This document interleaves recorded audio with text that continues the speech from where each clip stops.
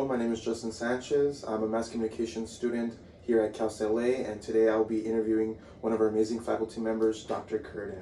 Hi, thanks so much for coming. If you could please start us off by briefly introducing us to your occupation here at Cal State LA and just sort of a description of what you do on this campus. Absolutely. So I am a full professor of communication studies. So I'm in my 10th year here and I focus on mass communication. I'm really interested in media effects, primarily media effects on children. And my background is in advertising. So I worked in advertising for a number of years before going back to school to get my PhD.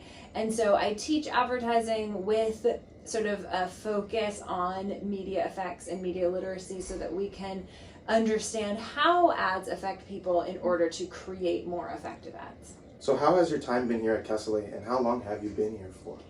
I love Cal State LA so much. So this is my 10th year, and I came from University of Connecticut. So it is a very different student body. It's a very different culture and community, and I never really felt at home there in the way that I feel at home here.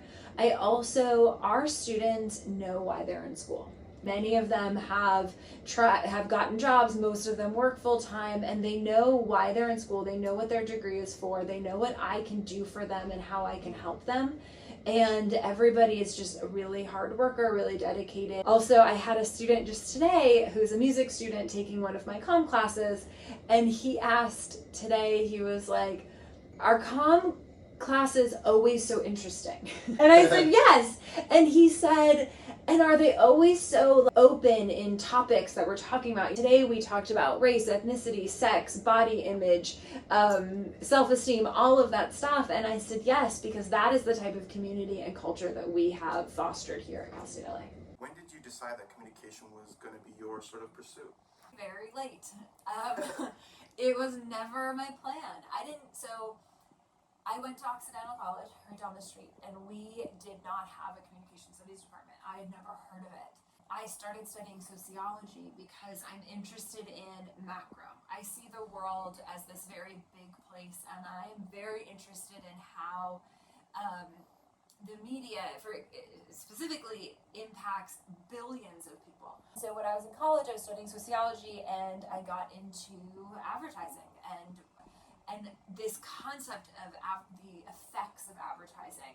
And so I wanted to go and make ads, and I wanted to become, a millionaire making ads and do all of that. But I had no idea how it was done. So I went to Boston University to get a master's degree in advertising. And my first semester there, I had to take a statistics class. And I was just like, millions of students where I graduated from college, and I said, I can't do statistics, I can't do math, my brain isn't made for that, I'm no good at that, because that's what I had been told. And I walk into this statistics class that was required for my master's degree, and the teacher, he said, "What's your question?" That's all he said. I now ask everybody that. So he was like, "What's your question?"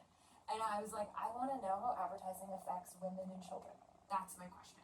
And I spent the next 16 weeks doing all of the statistical ways that he was teaching us to answer that question. And it opened my eyes to this whole concept of being able to ask questions and get answers and have the tools to do it. So I went and I worked in advertising for a little while, and then I realized that I'm not as interested in making the ad as I am understanding the ad. So I then worked in market research, and you can make more money working in market research and advertising, which is the big reason why I did it. I was about to get married. I was living on my own in Boston, and I needed money. So I went and I worked in market research.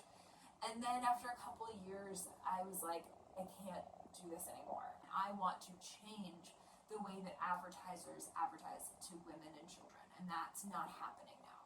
So I decided I was going to go back to school to get my PhD. Had never thought about it before, never even considered it, but I realized that the advertising world wasn't ready for me to do that. It was ready, hopefully it would be ready for the next generation to do that. So I was going to start teaching advertising. Then I was trying to figure out what PhD program to do, and I realized that my master's degree in advertising, so I had a master's degree in advertising and a master's degree in communication research that I did at the same time. It sounds a lot more difficult than it was. But I realized that those were degrees in communication because I was in the School of Communication, even though I was studying advertising, and I was like, okay, I guess I'm a comm student now. Yeah. So I applied to PhD programs in communication studies, and the very intro to comm class I taught and took at the same time.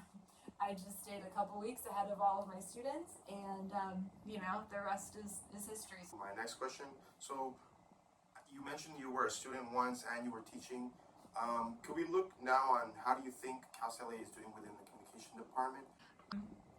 I think the communication studies department echoes all of the great things that CalSLA is doing. We're very student first. We're very focused on student success.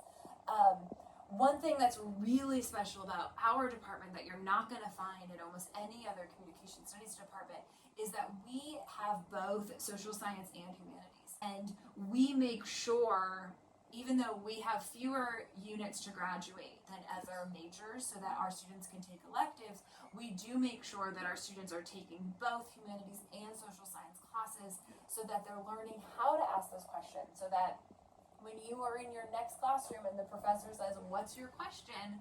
You're going to have questions to ask.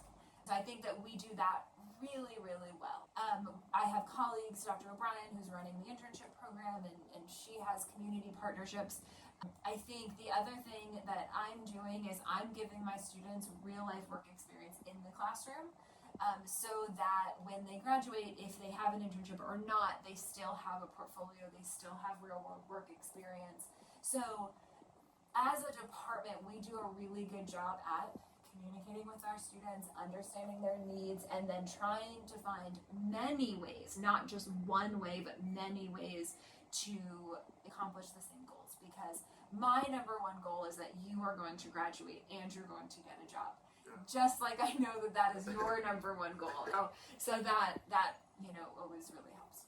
So regarding your research and passions, how have they influenced your teaching methods and sort of teaching style within the classroom? Absolutely. I'm lucky in that I study media. My latest paper that I published was on musicians and Katy Perry and David Bowie and Beyonce, and I get to bring that into the classroom, and I get to talk about YouTube, and I was interviewed by NPR talking about Taylor Swift, and it's like all of these things that are relevant to my students' lives, and they get to introduce me to new things. I bring students in on research projects whenever they want to. I love it when they bring projects to me because it shows what their passions are. And then another big thing, last year I wrote a book about media effects on children, and I'm teaching a children in media class. So we're using that book in the class, and we're going over that research, and we're adding to it, and we're learning from it, and it's a real sort of fluid thing. Regarding our next question, sort of what sparked that personal flame within you to sort of pursue specific research within media effects in children and women? So I watched a video called Killing Us Softly by Jean Coburn, and she analyzed ads that targeted women. And in watching that video, I realized how affected I was. It came from a very personal place of yes, I hate my body because I'm told I'm supposed to look like that. Or yes, I'm not seeing people that reflect what I am. Or yes, you're telling me that I'm an object and I'm not the lead role in a story. I'm the sidekick. And it was the first time that I really understood that there's this whole industry that had, a chokehold on me. And I was a college student, and I was like, I'm smarter than the system. I know what's happening. But wait, I'm still spending all this money on all of these products that are supposed to make me feel better, but I'm still the same person at the end of the day. And so I really needed to understand that. And with children, we can still make a difference in their life. We can still create regulations. We can still help them understand media literacy. And so I really put all of my focus on that group, because as adults, I can't tell you what to do. But a child, we can still tell still restrict them. And so that was really what started this whole thing for me. How I approach my classes, I'm an empathetic person. I imagine what other people around me are experiencing. I like to talk to them. I'm also, we talked about that macro thinker. So I'm not thinking about what are we supposed to get out of this 1 hour lesson. I'm thinking, how are you using this material in your life? How are you taking this material to the rest of your life? And in fact, in my advertising class this week, a student works in hospitality, and he said, your class is not relevant to what I do. I work in hospitality. And I was like, there is a level of professionalism, a level of detail orientation. We're both in customer service industries. We need to anticipate needs. And I just laid out all of these ways that he's actually using the skills that we're developing in class in his job in hospitality. And he was like, oh my God, you're so right. Thank you. Yeah, you broke it down for Yes, and that's really how I approach it. So even if you take my advertising class and you're not going to go into advertising, you're still going to see advertising differently. You're still going to be affected by advertising differently, but you're going to understand research. You're going to understand process. You're going to understand teamwork and the good and the bad of that. And so when I am writing a new class, I start from like that 30,000 foot view of like, what is this world? How are they going to use it? How is it important? And then set my course learning outcomes and my student learning outcomes. And then, sometimes it's hard, sometimes it's easy breaking that down into 16 pieces, into like, what are we going to accomplish in each week? And then also focusing on, and what materials are we going to use? Cal State LA is very forward thinking in not putting too much financial strain on our students. So I never want a class with like a $75 book, for example. I will not adopt a book that costs more than $30. And if I am going to use more than one book, I'm going to make sure, like in my advertising class, I use a number of books, but they're all under $10. So, that is something that's really important to all of us in the Communication Studies department, is making sure we're using resources that are relevant, but also, affordable to our students, because we know the types of decisions that you all have to make every day. So I want to make sure that all of my classes give you tangible skills that you can use in your everyday life and then in your future career. What are some recommendations, or how do you prepare students for a career within communication? The first thing to keep in mind is that applying for a job is a full-time job. It's a lot of work. Yes. And you need to, I guess kind of fake it till you make it. You need to believe that you are the best person for every job you're applying for, because if you don't believe it, then nobody else is going to believe it. You need to believe in yourself. Then, we need to get all of your materials under control. So you need to have the best resume and cover letter for every job, which means you're rewriting your resume and your cover letter for every job. I think the other thing that's really important is be confident in your degree. We're teaching you to be critical thinkers. We're teaching you to be good communicators. We're teaching you to be good team workers and team leaders. And if you go on these job websites, those are the top 3 qualifications that companies are looking for. And so most of the jobs that our students are getting they want to teach you how to do the job when you're there. But our degree is going to make you the best fit for getting through that interview, making those connections, learning on the job so that you can consistently climb. So, yeah. This goes out to my last question. What have you seen? Have you seen like some of your students go on to do some great and big things within the communication degree? And have you gotten in contact or sort of kept in touch with what they're doing now in the present?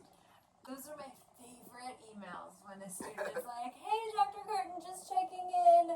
I now work at Google or Amazon, or I got my PhD. I love it. And my last email this semester, every semester, is please keep in contact with me. Please email me. Please let me be excited about your accomplishments. And we have students all over the place. We have students who are high up in advertising and PR firms. We also have students that are now working in nursing and hospital administration. And we have students who are working for newspapers and magazines and radio. We have students who are working at Cal State LA. whether it's in the Career Center, the Dream Resource Center, or facilities. I saw one of my old students when I went to the Calcedelli soccer game over the weekend. You know, he's managing all of that. That's cool. Right? And Yeah. like we have students who are working at Disney and working at, you know, for Sony and different record labels, and we have students all over the place, and they're all doing phenomenal work, and you know, they are hopefully still singing our praises. So, you know, we're all over the place, and I just couldn't be more proud, and I love getting those emails and getting excited and seeing people, you know, around town. It was amazing to hear you speak. Thank you, Dr. Curtin. Thank This you. was an amazing interview. This Thank you. was very fun, and you know, find me on LinkedIn or email me. I'd love to chat more. Thank you.